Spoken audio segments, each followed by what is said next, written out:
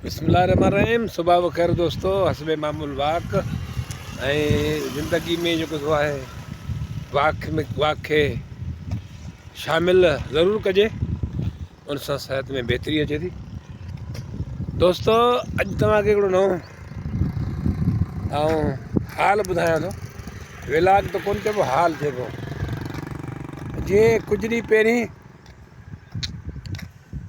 जत बिरादरियुनि जो हिकिड़ो वॾो एहतियात थियो, रोड बंदि थी वियो।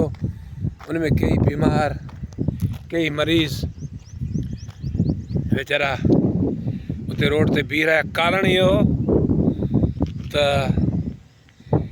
उन्हनि जो लंघ बंदि थी वियो, लंघ पुल किरी पई हुई, पोइ उन्हनि खे तकलीफ़ हुई, उनजे करे उन एहतियात कयो। तंहिं बाद काफ़ी टाइम खां पोइ हुकूमत तरफ़ां, ज़िले तरफ़ां हिकिड़ो इंजीनियर आयो, जंहिं जेको थो माप कई ऐं ज़बान कई त आऊं जल्द तव्हांखे इहो कमु करे ॾींदुसि। सो दोस्तो जल्दी कमु करे ॾींदो, तव्हां ॾिसी वियो। ऐं उहो इन करे आयो जो एहतिजाज थियो, रोड बंदि थियो, माण्हुनि खे तकलीफ़ थी, तंहिं बाद आयो। तव्हां ॾिठो आहे त ॿिया जेके बि मुल्क आहिनि उनजी अवाम ई बहितर करे थी।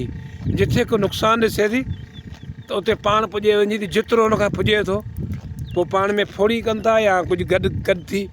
रोड मिसाल को रोड टुटो पियो आहे, उते पुॼी वेंदा, मिटी खणी ईंदा, सीमेंट खणी ईंदा लॻाए, ऐं पंहिंजा रोड रस्ता सभु सही करे छॾींदा। ऐं हिते तव्हां ॾिठो हूंदो कुझु महीनो खनि अॻु में मूं हिकिड़ी पोस्टूं वटे रखियूं आहिनि त असांजी मेन जेको रोड आहे सिमनाली शादी लार्ज, मेन थरकुल जो रोड आहे, उतां पुल जॻह टुटी पई आहे।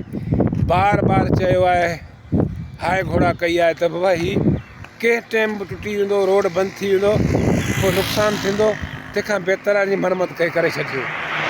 पर न, उन ते को बि ध्यानु कोन्हे ऐं न को ठाहिनि था, न को ॾिसनि था। ऐं ताज़ो जत कॉलोनी में इन साॻी खाते जो इंजीनियर इहो आयो, उन अची ॾिठी, वाक़ई पुल टुटी पई आहे। ऐं अॻियां जत कॉलोनी खां अॻियां सिर्फ़ु ऐं सम्झां थो त अधु किलोमीटर बि कोन्हे, जत कॉलोनी ऐं सिमनाली अधु किलोमीटर ठहियो, पर आउं चवां थो त के 2-3 मीटर आहिनि। उते अची उहो बि ॾिसी वञे हा त भाई हीअ जेका पुल टुटी पई आहे, मेन थरकुल जो रोड आहे, इहो कंहिं वक़्तु बि टुटो त वॾो नुक़सानु थी वेंदो, गाॾियूं बीह वेंदियूं, त गाॾी किरी में जानी नुक़सानु बि थी सघे थो। पर न, मज़ा आला का कंहिंजी कन ते जूं सुरी हुजे। सो असीं वरी बि इंतज़ामिया, ज़िले गवर्नमेंट, ज़िले हुकूमत, चेयरमैन साहब, ज़िले चेयरमैन साहब ऐं DC बदीन खां वरी बि इहो मुतालबो था करियूं त हीउ जेको हीउ रोड्स खाते जो कमु आहे, पुल जेका त टुटी पई आहे, इहा हिकिड़ी जॻह त न, पर तव्हां जीअं अची बदीन में ढरंदा, जेके पुलनि विच में उन खाल पवंदा वञनि, पोइ निंदे खां ओरियां वरी खोसकी, वरी जेको त परियां शादी लाइ, ऐं वरी अॻियां हलूं था थर वंगो, उन ते बि जेको त पुलनि में वॾा दर पवंदा वञनि, छो जो वॾी मशीनरी गुज़रे थी। कंहिं वक़्तु बि को जानी नुक़सानु थी सघे थो, तंहिं लाइ जेको नुक़सानु थिए उनजी जेको तदारक थिए, उनजी